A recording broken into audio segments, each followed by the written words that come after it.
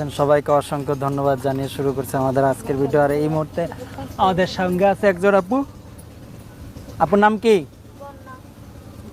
কিছুই শুনি নাই, জোরে। বন্যা। বন্যা আবার কি নাম, মানে কোন বন্যা? আমার নামই বন্যা। কি করো? গ্রাম করো? গ্রাম ঘুরে কি করো? গ্রাম ঘুরে কি করব? সংসার চালাই। কেমনে গ্রাম করো? গ্রাম ঘুরে কি করো? গ্রাম ঘুরে কি করি, লোকের বাড়ি যেয়ে বলি যে কিছু সাহায্য করেন। যা করলেই হয়ে যায়, আর কিছু করো না? ভালো লাগে সে দেয়, যার ভালো লাগে। হুম, আর কিছু বলো না? কুনিঙ্গা লাগায় ঢুকা ফেলে। আচ্ছা, বাসায় কে কে আছে? বাসায় আমার একটা ছোট বোন আছে আর দাদি আছে।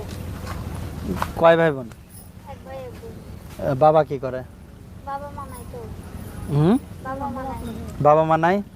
আচ্ছা,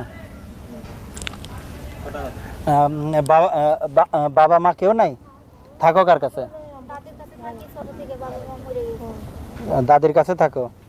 আচ্ছা, প্রতিবেদন করতে আসছো কেন? প্রতিবেদনের সামনে এসে যদি মনে করো আমার দাদি তো বয়স্ক হয়ে গেছে, চলতে দিতে পারে না, আমাদের সংসারটা অনেকটা কষ্ট হয়ে যায়। সেরকম একটা মায়ের মতো ছেলে পাইলে যে আমার পাশে দাঁড়াবে, তার সঙ্গে কথাবার্তা বলবে, ওকে, অনেকটা আশা নিয়ে আর কি প্রতিবেদনের সামনে। আচ্ছা। তো এখন যে প্রতিবেদনটা তুমি করতেছো, হ্যাঁ, এই প্রতিবেদনটা করলে ঠিক কতদিন তোমার এই নাম্বারটা খোলা থাকবে?